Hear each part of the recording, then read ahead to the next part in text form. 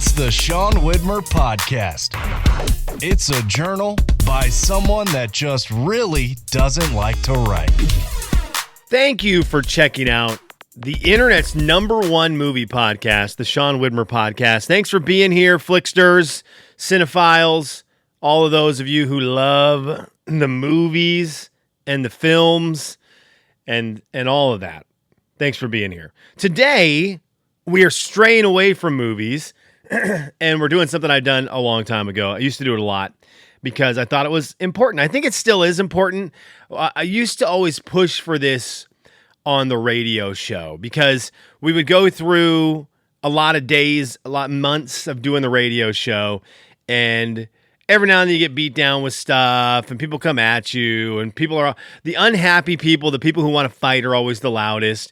And so you do all these shows, and at some point, maybe there'd be some bickering between some of us on the show. And every now and then it was like, I need the palate cleanser of everything's actually great, life's good, and force everyone to be like, okay, hang on. We're throwing around, I know it's not Thanksgiving, but we're throwing around some kind of spin-off of what are you thankful for?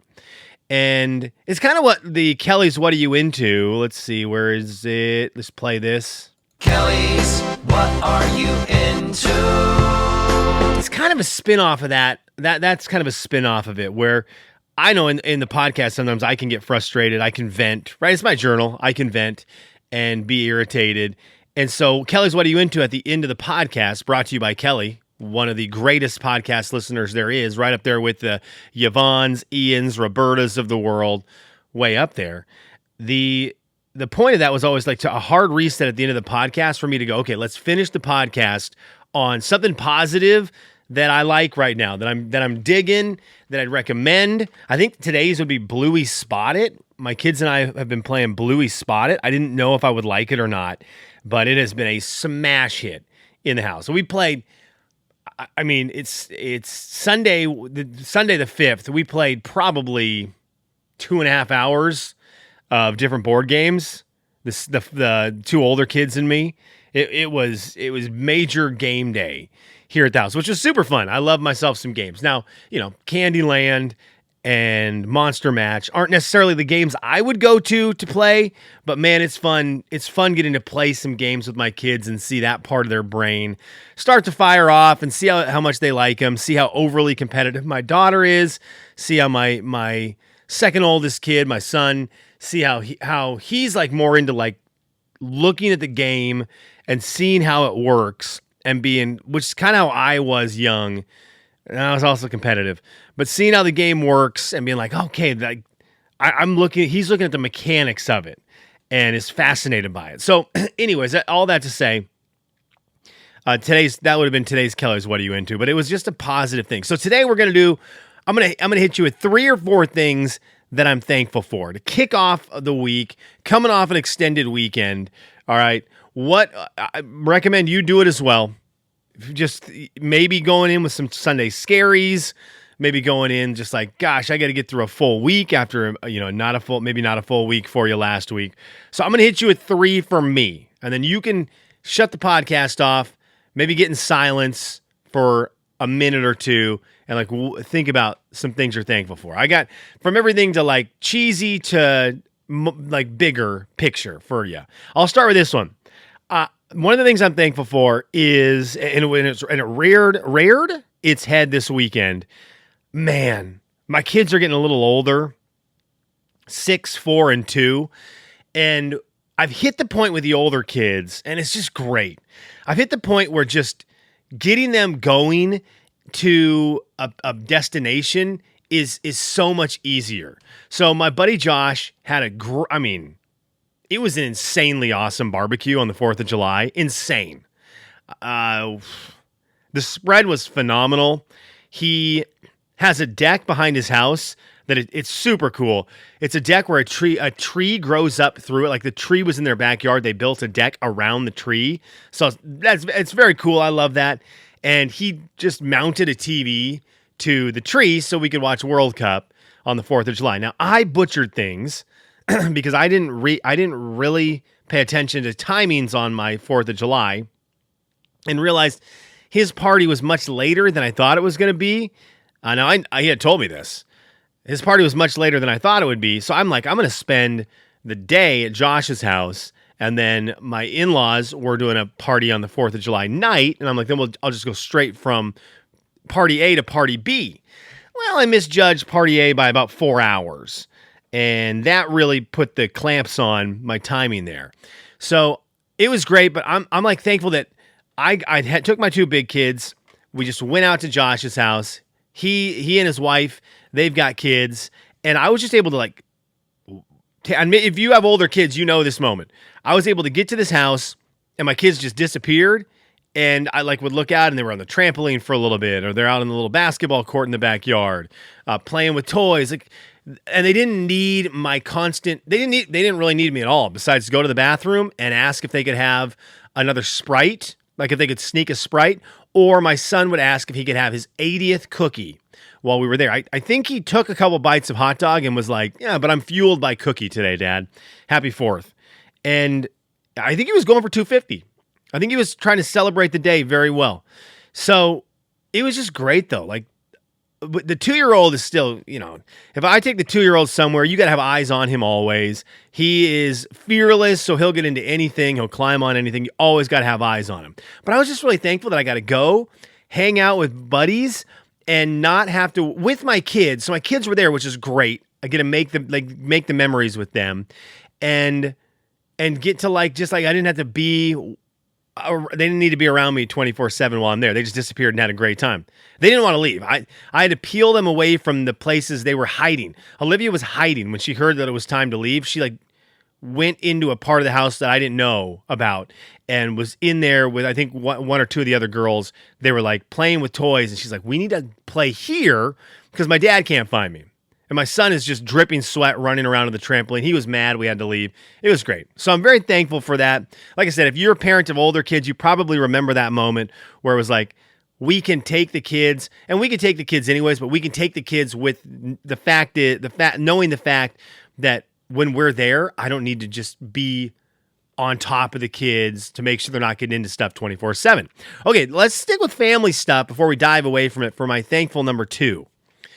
I saw a stat that in 2025, 29% of families ate dinner together. 29% of families ate dinner together. That was a percentage that, I don't have the stats right in front of me. I wrote that one down, but I think it was 84% back in the 50s and 60s or something. I should know because this is a movie podcast that really focuses on old movies, and I should know that, but I don't know it off the top of my head. I think it was in the 50s and 60s. Anyhow, 29% of families sit down for dinner together. I'm thankful for that. My wife and I are on the same page on this. We're very lucky, and I know this is going to change as the kids get older and get into extracurriculars, and they're busy, and we're running around from a practice or a rehearsal or whatever it might be. I know that with extracurriculars, this becomes difficult, but I'm thankful that my wife and I both have a focus on the importance of dinner with the family, because as much fun as I had with my kids today, and we played games all day, we've been into, my daughter's been into trying to make movies. So we'll try to film a movie. What a wonderful, you want to know how you're old? There you go. Let me turn that off. My flashlight was on my phone for those who listen and don't watch. YouTube.com/Bommarooski. We're trying to get people there because it's new-ish. Promoting that's newish.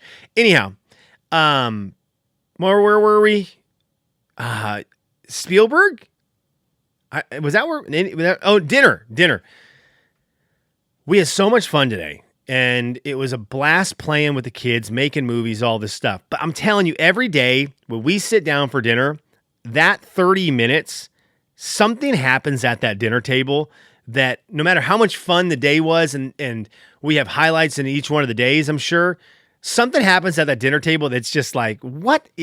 It's hilarious, or it's a real moment, or whatever it might be, but something happens at the dinner table that is a memorable part of the day every single time.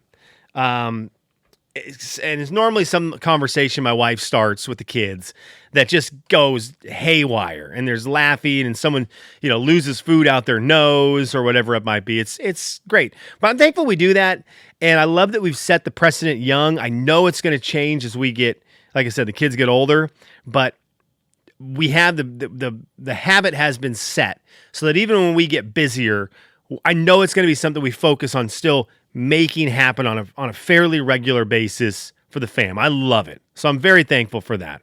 Let me give you a third one. I'm very thankful for sports world. Sports world. I love them. I'm thankful right now that I live on Eastern Standard Time. Sometimes it sucks. When we first moved here, and I was, all my friends and family are Pacific Standard Time. The keeping connections, like wanting to game online with Jeremy, which we still can't figure out. Jeremy, what the heck? It was really tough because it was like I needed that as I separated from my friends of decades and starting the new life out here in Kentucky. I like wanted those bonds to stay, but going Eastern to Pacific was just very difficult. And so there's positives and negatives. Right now, I couldn't be happier about Eastern Standard Time when it comes to the World Cup. I'm super thankful for it because games are going on in the afternoon, early evening, and then late at night. So I can kind of have some background noise going on while we're doing a bunch of stuff with the kids around the house and, pause it during dinner and then get it back going after dinner's done. And there's that going on. But the nice one is the late games. See, in the late games on the West Coast would be at like 5 or 6 o'clock, right in the middle of dinner, bedtime, bath time, like that whole routine. Here, they're at 8 or 9 o'clock. My kids are just falling asleep. They're just in bed. And I can come down like tonight. My wife and I sat on the couch. She's been watching Summer House. That's her latest trash TV fixation is Summer House. She's getting caught up. So she took the TV and was watching Summer House. I had the laptop over on the side because let's be honest, I love some trash TV. So I was fascinated with watching Luke and Lindsay and the drama that was ensuing, and Hannah versus, is his name Alex? I don't remember. It's just, fascinated. But I had the game going. And then my wife went off to bed, and I'm more of a night owl, so I stay up a little later to record the podcast and stuff. And I gotta watch the end of that game, and it doesn't affect like the kids' day in any way. So I'm thankful for that. I love it. I love these late night soccer matches. I'm pumped for tomorrow night, USA Belgium, or I guess it would be tonight when this is released. USA Belgium, Balogun's back, whether you like it or not, whether it's fair or not. What did Ryan text me? Ryan texted me like right when the story broke. What did Ferg say? Made me chuckle. I think red cards are dumb, and 1 game suspension for stepping in on an ankle is insane. But it feels lame. We got special treatment. And then he said, where was the text? Doggone it. I can't find the text. There's just too many. This thread started going crazy with soccer stuff. But to summarize, he said that, and then at some point in there, he was like, but it feels kind of nice this time to be on the other side of the argument. Because I feel like a lot of times we were thinking we were getting screwed, and now that we didn't, the United States was like, we'll look the other way for a second. Anyways, I'm thankful for those things. All right. And I'm thankful that you checked out the podcast. Thank you so much. I hope you enjoyed it. Hope you're enjoying the streak. Are we at 19? Is this 19 days in a row? Whew. It's pretty good. That's pretty good. Thanks for tuning in. I appreciate it. You can always comment over at YouTube. On the YouTube video, you can leave a comment. Leave a comment today, the things you're thankful of. Let's go positive today. Things you're thankful for there. You can also go over, if you watch on Spotify, Spotify allows comments. We read those ones from time to time. Do we have any on there we need to clear up? Do we have any, do we need to demonstrate this? Let's see. Let's open up Spotify. You can also go to seanslife.com and you can, why is that not working?